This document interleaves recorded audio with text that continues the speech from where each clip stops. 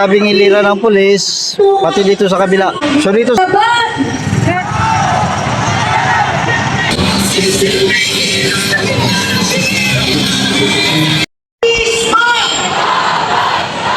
maraming salamat sa pagtatanghal ng singat.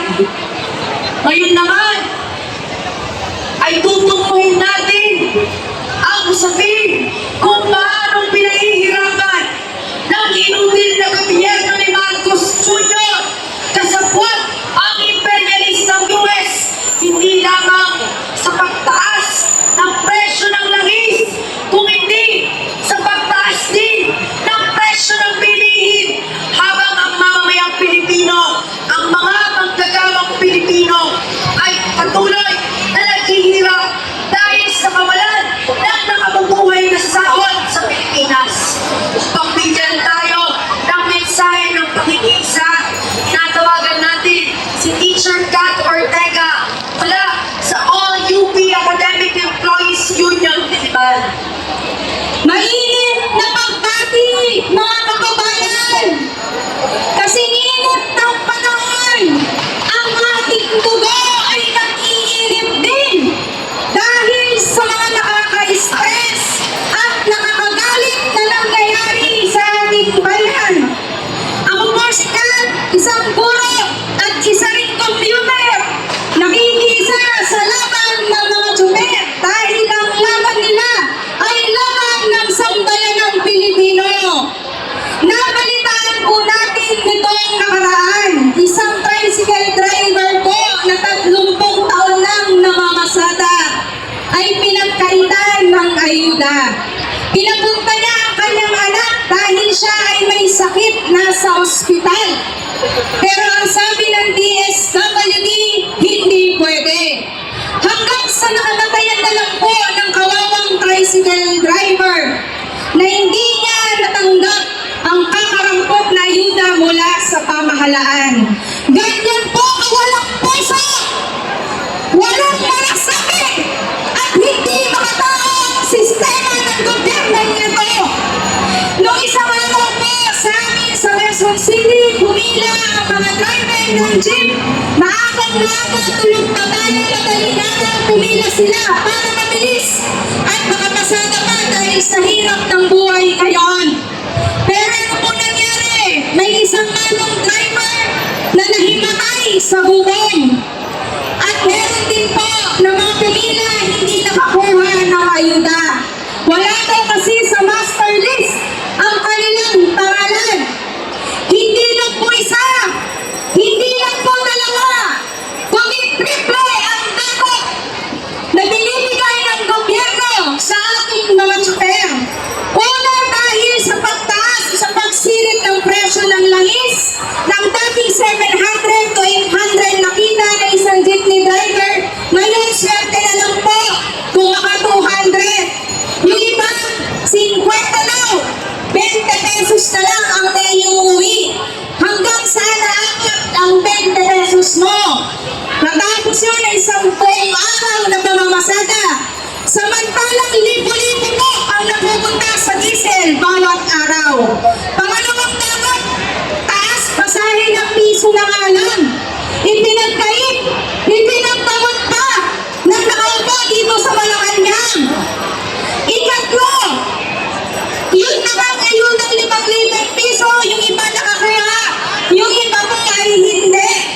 Alam niyo po, meron pong 2.5 billion pesos na budget para sa ayuda. Yung iba nakakuha. Paano yung iba? Saan mapupunta yung budget? Saan mapupunta yung pera? Alam natin, corruption na naman. Kaya ang panawagan natin, tanggalin na lang ang excise tax at ang value-added tax.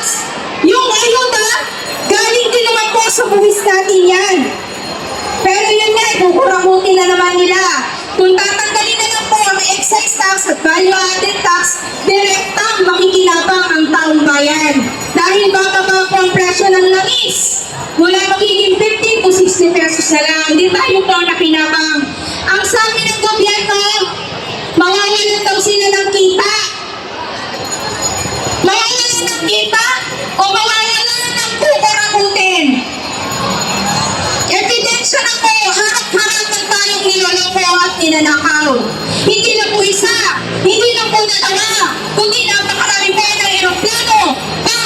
sasakyan ni Sandigo at ng mga Diskaya.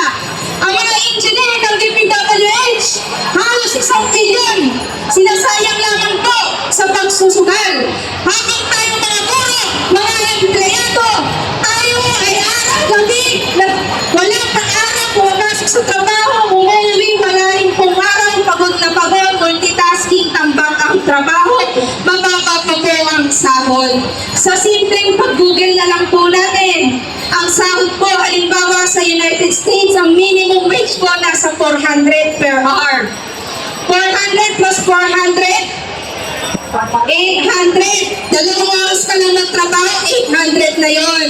Sa Pilipinas, magkano po minimum wage natin? 695. Kaya, natin pong laging isinisigaw yung living wage po ng 1,200 dahil grabe po, napakasahol ng kalagayan natin dito sa Pilipinas. Inikabit ko na rin po yung kalagayan natin no, sa universidad na marami pong contractual. Pinipon mo kamakailan ng ating Pangulo. So, hinarangan po yung piso na taas pasahe ng mga drivers. Sa mga empleyado ng gobyerno, hinarangan din po yung 43.2 billion po na budget para sa plantilla items, para sa sahod, para sa pensyon ng mga manggagawa, ng mga empleyado. Ganun po ang ating papakalaan.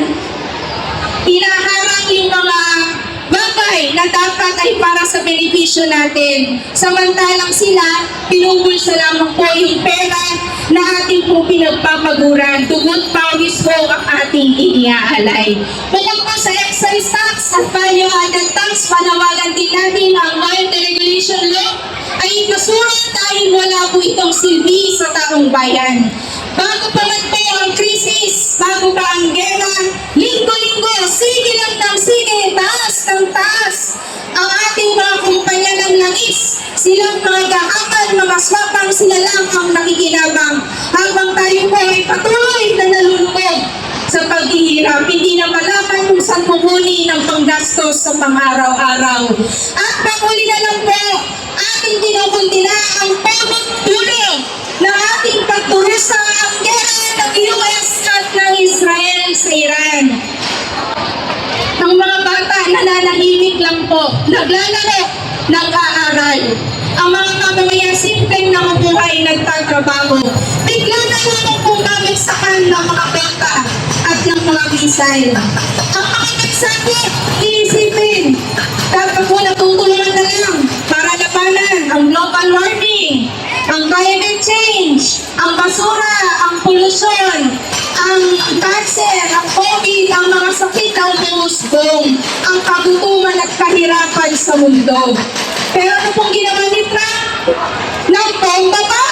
Ano ba ang silbi? Ano ang saysay? Ano ang punto ng gerang ito? Wala po, kundi pumatay ng inosenteng mga mamamayan. At maski tayo ay apektado sa araw-araw nating pamumuhay. Kaya naman tayo po ay sama-sama patuloy na kumikilos, kumikintig para itama ang mga mali. Ipaglaban ang ating mga karapatan para makamta ng katarungan, kalayaan, kapayapaan at kaginhawaan sa buhay. All the regulation law, ibasura!